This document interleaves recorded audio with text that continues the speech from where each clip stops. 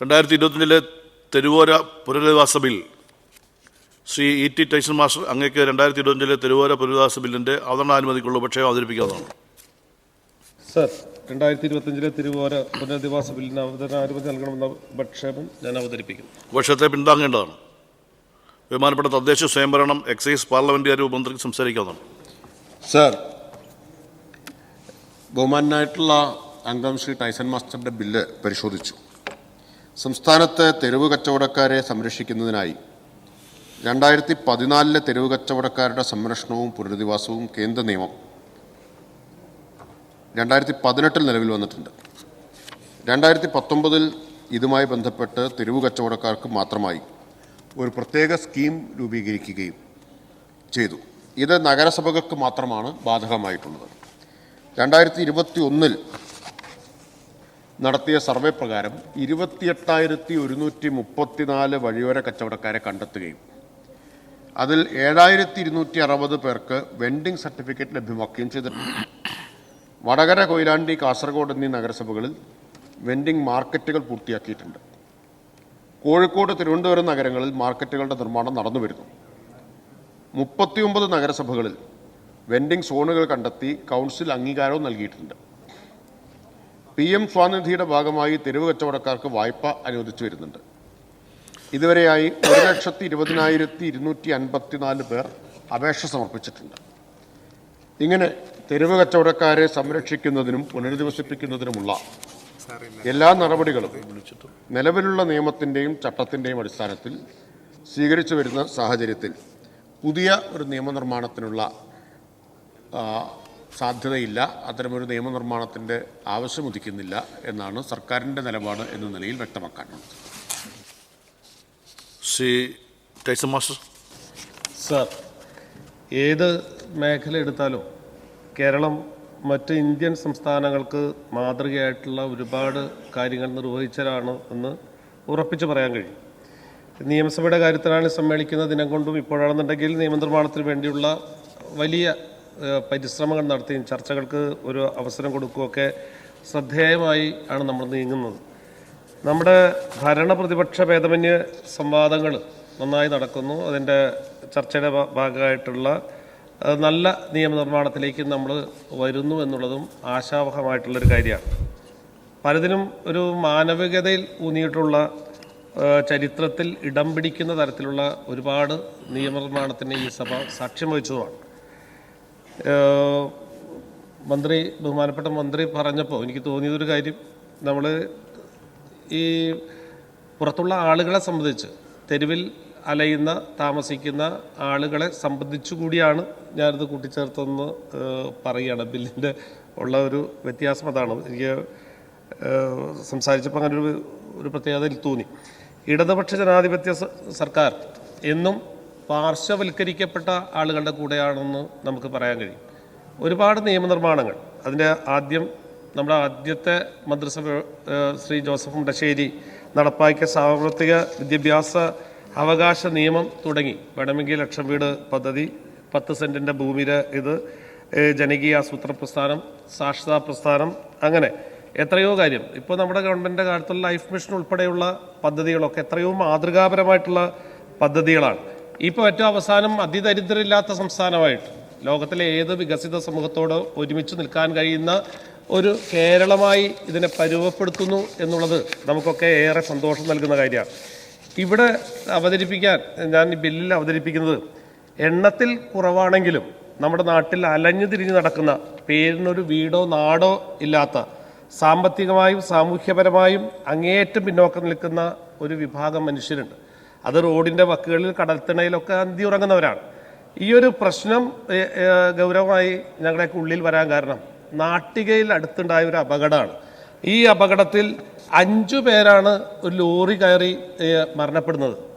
റോഡിൻ്റെ സൈഡിൽ അവർ ആ കടൽത്തിണയിൽ അന്തിയുറങ്ങിയവരാണ്. അവർ ഏറ്റവും വളരെ ഹൃദയഭേദകമായി തോന്നുന്നൊരു കാര്യം, അതുപോലെ തന്നെ വിശ്വ എന്ന് പറയുന്ന 4 വയസ്സുള്ള കുട്ടികളാണ്. ആ കുട്ടികളുടെ ഉൾപ്പെടെ 5 പേരാണ് മരണപ്പെടുന്നത്. അപ്പോൾ അത് മനസ്സിലാക്കുന്നത് അവർ പകൽ സമയം പലതരം ജോലികളിൽ പോകും, അതിനുശേഷം രാത്രിയാകുമ്പോൾ ഇതുപോലെ തിണ്ണയിൽ കിടന്നുറങ്ങും. അങ്ങനെ ഉണ്ടായ അപകടത്തിൽപ്പെട്ടതാണ്. അന്ന് വലിയ രീതിയിൽ ആളുകളൊക്കെ വന്നിട്ട് വലിയ ചർച്ച ചെയ്താണ് ഇത്തരം ആളുകളെ സംരക്ഷിക്കാനുള്ള പ്രവർത്തനങ്ങൾ ഉണ്ടാകേണ്ടതല്ലേ എന്ന്. പൊതുവെ നമ്മളാണെന്നുണ്ടെങ്കിൽ ഇപ്പോൾ ട്രെയിനിൽ വരുമ്പോൾ തിരുവനന്തപുരം റെയിൽവേ സ്റ്റേഷൻ നോക്കിയാൽ അറിയാം, രാവിലെ നിന്ന് ഇറങ്ങുന്ന സമയത്ത് 4-5 മണിയാകുമ്പോൾ എത്രയോ ആളുകളാണ് ഇങ്ങനെ മൂടി പുതച്ചിങ്ങനെ കിടക്കുന്ന സ്ഥിതിയിലുള്ളത്. അവർക്കൊരു ഷെൽട്ടർ ഹോം അല്ലെങ്കിൽ അവരെ സംരക്ഷിക്കാനുള്ള എന്തെങ്കിലും പദ്ധതികൾ നമുക്ക് ആവിഷ്കരിക്കാൻ കഴിയുന്നില്ല. ഏതോ ഒരു കവി പറഞ്ഞ പോലെയാണ്, ഋതുക്കൾ മാറുന്നതും ഇലകൾ പൊഴിയുന്നതും മൂടൽമഞ്ഞ് വരുന്നതും ഞാൻ എങ്ങനെ ശ്രദ്ധിക്കാനാണെന്നാണ്. ഇപ്പം എനിക്ക് എൻ്റെ കാലം എന്ന് പറയുന്ന ഉള്ളിൽ വസന്തവും സ്നേഹവും പ്രണയമൊക്കെ ആയിട്ട് നടക്കുന്ന സമയത്ത് ഒന്നും കാണാൻ കഴിയാത്ത രീതിയിൽ ഇക്കാര്യങ്ങൾ ഉണ്ടാകുന്നു എന്ന് പോലും ആ കവി പറഞ്ഞതിൻ്റെതൊക്കെ എനിക്ക് തോന്നുന്നു വളരെ കൂട്ടിച്ചേർത്ത് വായിക്കാൻ കഴിയുന്നതാണ്.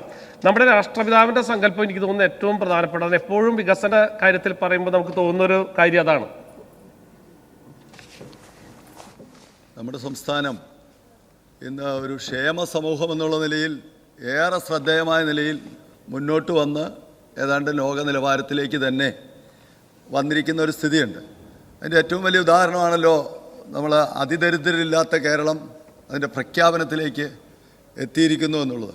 അപ്പോൾ ഈ സന്ദർഭത്തിൽ അക്കാര്യത്തിൽ ഒരു ചെറിയ പോരായികയായി കണക്കാക്കാവുന്ന ഒരു സ്ഥിതിയാണ് ഈ തെരുവോരങ്ങളിൽ ഇപ്പോഴും ആളുകൾ അന്തിയുറങ്ങാൻ ഇടവരുന്നു എന്നുള്ളത്.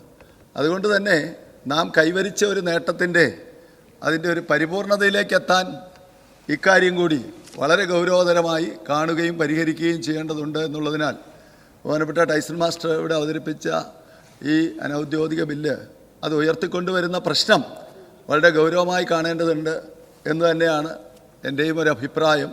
അതുപോലെ തന്നെ ഈ തെരുവോരങ്ങളിലുള്ളവർക്ക് ഒരു ഷെൽട്ടർ സംവിധാനം ഓരോ തദ്ദേശ സ്ഥാപന അടിസ്ഥാനത്തിലും ഉണ്ടാവുകയും അങ്ങനെയുള്ള ആളുകളെ കണ്ടെത്തി അവിടേക്ക് മാറ്റുകയും ചെയ്യുന്നൊരു സ്ഥിതി ഗവൺമെൻറ് ഗൗരവകരമായി ചിന്തിക്കേണ്ടതാണ് എന്നുള്ളത് ഈ ബില്ലിൻ്റെ പശ്ചാത്തലത്തിൽ പ്രസക്തമാണെന്ന് ചൂണ്ടിക്കാണിക്കാൻ ആഗ്രഹിക്കുക. പ്പെട്ട ഒരു വിഷയമാണ്. നമുക്ക് ഈ തെരുവ് പ്രദേശങ്ങൾ, പ്രത്യേകിച്ച് വഴിയോര കച്ചവടക്കാർ, ഇപ്പോൾ അവരുടെ ഡിഗ്നിറ്റി അതുപോലെ തന്നെ അവരോടുള്ള സമീപനം ഇതെല്ലാം ഇന്ന് ഒരു ചർച്ചാ വിഷയമാണ്. പലപ്പോഴും ഒരു ആട്ടിപ്പായിപ്പിക്കുന്ന ഒരു സമീപനം പൊതുവെ സ്വീകരിക്കുകയാണ്. അതേസമയം മറ്റ് പല രാജ്യങ്ങൾ നമ്മൾ പോകുമ്പോൾ അവർക്ക് പ്രത്യേകമായിട്ടുള്ള ഒരു സ്പേസ്, കച്ചവടം ചെയ്യാനൊരു സ്പേസ് സ്വാഭാവികമായിട്ടും സർക്കാരിൻ്റെ ചുമതലയിൽ നിർവഹിച്ചു പോകുന്ന ഒരു പൊതുപ്രവണത. അതെല്ലാം തന്നെ ഒരു തൊഴിലിനുള്ള മാന്യത ഉറപ്പുവരുത്താൻ വേണ്ടിയിട്ട് ഭരണകൂടം, ഗവൺമെൻറ്റുകൾ ചെയ്യുന്ന ഒരു പ്രവൃത്തിയാണ്. അപ്പോൾ ഇതുപോലെ കേരളത്തിലെ പ്രദേശങ്ങളിൽ ഏറ്റവും കൂടുതലായിട്ട് ഈ നമ്മുടെ തെരുവോര കച്ചവടക്കാർ ഒരു സുരക്ഷിതമില്ലാത്ത രീതിയിലേക്ക് പോവുകയാണ്. അപ്പോൾ ഓരോ പഞ്ചായത്ത് അടിസ്ഥാനത്തിലും അല്ലെങ്കിൽ ഏതെങ്കിലും പ്രധാനപ്പെട്ട കേന്ദ്രങ്ങളിലും കച്ചവടം നടത്താനുള്ള ഒരു സ്പെഷ്യൽ സ്പേസ് പ്രൊവൈഡ് ചെയ്യുന്ന ഒരു പൊതുധാരണ ഇതിൻ്റെ ഭാഗമായി വേണ്ടതല്ലേ എന്നാണ് എൻ്റെ അഭിപ്രായം. ബഹുമാനപ്പെട്ട മെമ്പർമാർ പറഞ്ഞത് ഇതിനോട് കൂട്ടിച്ചേർത്ത് നമുക്ക് ചെയ്യാവുന്നതാണെന്നാണ് എനിക്ക് തോന്നുന്നു. സാർ, ഈ തെരുവിൽ കിടക്കുന്ന ഈ പാവപ്പെട്ട മനുഷ്യർ, നമുക്ക് ഈ ധാരാളം വീടുകൾ അവകാശികളില്ലാതെ കാട് പിടിച്ച് അന്യം നിന്ന് പോകുന്ന സംവിധാനം നമ്മുടെ ഈ കൊച്ചു കേരളത്തിലുണ്ട്. അതിന് അവകാശികളില്ലാതെ ആ വീട്ടുടമ മരിച്ചു പോവുകയോ ഇതിങ്ങനെ വൻ കാടുകളായിട്ട് മാറി ഈ കാടുകളുടെ ഉള്ളിൽ ഇതുപോലെ ഈ വീടുകൾ ഇങ്ങനെ കിടക്കുകയാണ്. നമ്മുടെ കൊച്ചു കേരളം ശ്രദ്ധിച്ചു കഴിഞ്ഞാൽ ചുറ്റിനുമുണ്ട് ഇങ്ങനത്തെ വീടുകൾ. ഇങ്ങനെയുള്ള വീടുകൾ നമുക്ക് തിരിച്ചു പിടിച്ച് ഈ തെരുവിൽ കിടക്കുന്നവർക്ക് ഒരു താമസ സൗകര്യം ഒരുക്കുവാൻ സാധിക്കുമോ എന്നുള്ളതാണ് എൻ്റെ. വളരെ പ്രധാനപ്പെട്ട ഒരു പോയിൻ്റാണ് ബഹുമാനപ്പെട്ട അംഗം ഇവിടെ പറഞ്ഞത്. കേരളത്തിൻ്റെ ഇന്നത്തെ സാമൂഹ്യ അവസ്ഥയിൽ പരിഹരിക്കപ്പെടേണ്ട ഏറ്റവും പ്രധാനപ്പെട്ട ഒരു പ്രശ്നമാണ് തലചായ്ക്കാൻ കൂരയില്ലാത്ത തെരുവോരങ്ങളിൽ ഒറ്റയ്ക്കും കൂട്ടായും നിരാലംബരായി താമസിക്കുന്ന ആളുകളെ പുനരധിവസിപ്പിക്കുക എന്നുള്ളത്. ഇപ്പോൾ അവർക്ക് പലപ്പോഴും എനിക്ക് നേരിട്ട് ബോധ്യമുള്ള നാട്ടികയുടെയും കൈപ്പമംഗലത്തിൻ്റെയും ബൗണ്ടറിയിൽ താമസിക്കുന്ന ആളുകളുണ്ട്.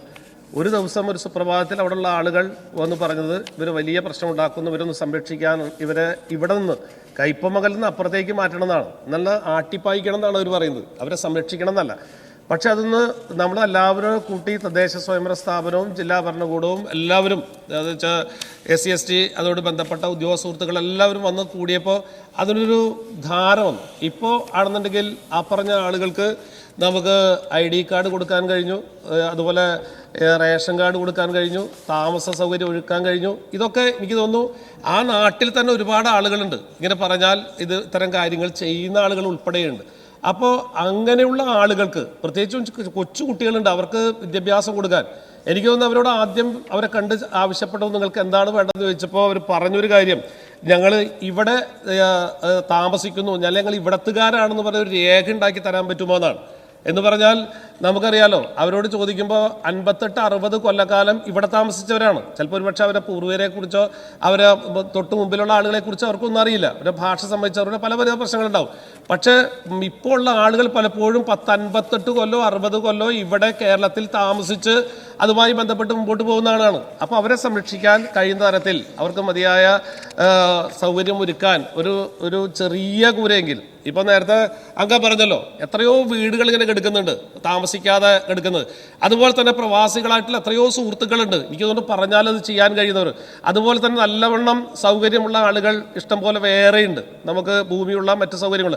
അവരുടെയൊക്കെ സഹായം നേടിയാൽ നമുക്ക് ഇവരുടെ പ്രശ്നം പരിഹരിക്കാൻ കഴിയും എന്നാണ് തോന്നുന്നത്. അതിനുവേണ്ടി നമുക്ക് കഴിയാവുന്ന തരത്തിലേക്ക് ഗവൺമെൻറ് ഒരു നല്ല ഇടപെടലുണ്ടായാൽ ഇക്കാര്യം ചെയ്യാൻ കഴിയുന്നതാണ്. ഇതിൽ ഒരു അത്ഭുതം തോന്നിയത് ഇവരവസാനം സംരക്ഷിക്കാൻ കഴിയുന്ന രീതിയിൽ പ്രത്യേക പെർമിഷൻ വാങ്ങി നമുക്ക് MLA ഫണ്ടിൽ നിന്ന് ഒരു 45 ലക്ഷം രൂപ ഉള്ള സാങ്ഷനൊക്കെ കിട്ടി. അതിൻ്റെ ടെൻഡർ നടപടിയൊക്കെ പൂർത്തീകരിച്ച് അവിടെ പണിയാൻ ചെന്നപ്പോൾ ഉണ്ടായ കുഴപ്പം എന്താണെന്നറിയോ, ഇതിനേക്കാൾ വലിയ കഷ്ടത്തിൽ ജീവിച്ചിരുന്നതാണ് ഒരുപക്ഷെ നേരത്തെ മുൻ തലമുറ.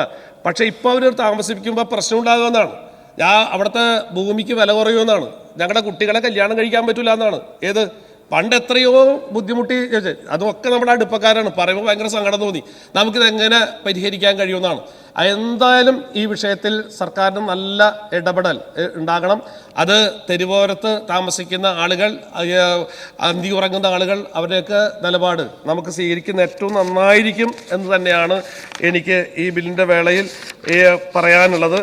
അത് എനിക്ക് തോന്നുന്നു നമ്മുടെ ഈ നിയമസഭ ഒരുപക്ഷെ വല്ലാതെ അർത്ഥത്തിൽ നമുക്ക് അത്തരം ആളുകളെ ചേർത്ത് പിടിക്കലാകും എന്നുകൂടി എനിക്ക് സൂചിപ്പിക്കുന്നു. ചർച്ച തുടരുന്നുണ്ടോ? നമ്മുടെ സംസ്ഥാനത്ത് ദൈനംദിന ജീവിതത്തിൻ്റെ ഭാഗമായി വിനോദസഞ്ചാര മേഖലയിലടക്കം ഓരോ ദിവസവും ഈ വഴിയോര കച്ചവടങ്ങൾ കൂടിക്കൊണ്ട് വരികയാണ്. അല്ല എൻ്റെ ഭാഗമായിട്ട് അല്ല, അതുകൊണ്ട് നിങ്ങൾ പറഞ്ഞു, അവർക്ക് മറ്റ് സ്ഥലങ്ങളിൽ, ചില സ്ഥലങ്ങളിലൊക്കെ പഞ്ചായത്തുകൾ മുൻകൈ എടുത്തുകൊണ്ട് സംവിധാനങ്ങൾ ഏർപ്പെടുത്തി കൊടുത്തിട്ടുണ്ട്. അപ്പോൾ അതുപോലെയുള്ള ആളുകൾക്ക് ഒരു സംവിധാനം ഏർപ്പെടുത്തി കൊടുക്കുന്നത് നിങ്ങളുടെ ശ്രദ്ധയിലുണ്ടോ എന്നാണ് എൻ്റെ ചോദ്യം. ഇതുകൂടി അതിൽ ഉൾപ്പെടുത്താൻ കഴിയുമെന്നാണ് തോന്നുന്നത്. ബഹുമാനപ്പെട്ട അംഗം പറഞ്ഞത് വളരെ ശരിയാണ്. സാർ, ഞാൻ ഉദ്ദേശിച്ചത് ആരോരുമില്ലാത്തവർ ആരും ഉണ്ടാകരുത് എന്ന് പറയാൻ കഴിയുന്ന കെൽപ്പുള്ള സംസ്ഥാനം കേരളമാണ്. അല്ലെങ്കിൽ ആരോരുമില്ലാത്തവർക്ക് ഞങ്ങളുണ്ട് എന്ന് സ്ഥാപിക്കാൻ കഴിയുന്ന കേരളമാണ്. അതുകൊണ്ട് എത്രയോ പുതിയ പദ്ധതികൾക്ക്, നിയമനിർമ്മാണങ്ങൾക്ക് വേദിയായിട്ടുള്ള ഈ നിയമസഭ അതിൻ്റെ മറ്റു കാര്യങ്ങൾക്കൊക്കെ മുന്നോട്ട് പോകാൻ കഴിയുന്ന ഒരു ബില്ലിലേക്ക് പോകണം എന്നാണ് എനിക്ക് വീണ്ടും സൂചിപ്പിക്കാനുള്ളത്. ചിലപ്പോൾ ഒരു പക്ഷേ കേരളത്തിലുള്ളതിനേക്കാൾ ഇരട്ടി ആളുകൾ അയൽ സംസ്ഥാനങ്ങളിലൊക്കെ ഉണ്ടാകും. പക്ഷേ അവരുടെ ശബ്ദം തീർച്ചയായും നിയമനിർമ്മാണ സഭകൾ ഉയർന്നു വരണം.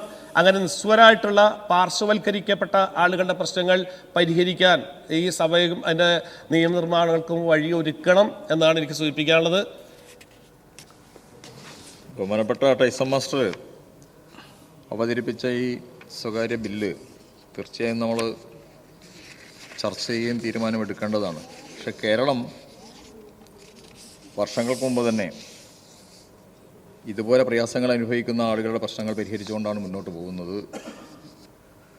അതിൻ്റെ ഭാഗമായാണ് ലക്ഷം വീട് പദ്ധതി ആവിഷ്കരിച്ചത്. തുടർന്ന് ഈ ഗവൺമെൻറ് EMS ഭവന നിർമ്മാണ പദ്ധതി പിന്നെ വന്നു. തുടർന്നിപ്പോൾ ലൈഫ് മിഷൻ പദ്ധതികൾ വന്നു. ഈ നവംബർ 1 അതിദരിദ്രരില്ലാത്ത ഒരു കേരളം പ്രഖ്യാപിക്കാൻ പോവുകയാണ്. ഇതുപോലെ താമസിക്കുന്ന ആളുകൾക്ക് പോലും റേഷൻ കാർഡ് കൊടുക്കാൻ നമ്മുടെ ഗവൺമെൻറ് തയ്യാറായി. അതോടൊപ്പം തന്നെ ഭക്ഷണ കിറ്റ് എത്തിക്കാനുള്ള സംവിധാനങ്ങളും ഒരുക്കി. ഇനി ഇതുപോലെ ഉള്ള ഭൂമികളിൽ രേഖകളൊക്കെ ശരിയാക്കാൻ കഴിയുന്നതാണ് എന്നുണ്ടെങ്കിൽ അതിന് പട്ടയം കൊടുക്കുന്നതിന് റവന്യൂ വകുപ്പ് തയ്യാറാവും എന്നുകൂടി സൂചിപ്പിച്ചിട്ടുണ്ട്. ഇങ്ങനൊരു ബില്ല് നമ്മൾ ചർച്ച ചെയ്യുമ്പോൾ മറ്റ് സംസ്ഥാനങ്ങൾ കേരളത്തിലെ വഴിയോര നിവാസികൾ ഇങ്ങനെ ബുദ്ധിമുട്ടുന്നു എന്ന ഒരു ചർച്ചയിലേക്ക് പോകാതെ കേരളത്തിൻ്റെ നേട്ടങ്ങൾ കൂടി അതിൻ്റെ ഭാഗമായി വന്നുകൊണ്ട് ഇത്തരം ചില സംഭവങ്ങളുണ്ട് എന്ന് രേഖപ്പെടുത്തി പോയില്ലെങ്കിൽ അതൊരു പ്രയാസം നമുക്ക് സൃഷ്ടിക്കും. പക്ഷേ ഇത്തരം ചില പ്രശ്നങ്ങൾ കൂടി ഉള്ളത് നമുക്ക് എങ്ങനെ അഭിമുഖീകരിക്കാൻ കഴിയും? അവർ താമസിക്കുന്നത് ചിലപ്പം പുഴയോരങ്ങളിൽ, കാരണം കാലാവസ്ഥാ വ്യതിയാനത്തിൻ്റെ ഭാഗമായ പ്രശ്നങ്ങളുണ്ട്.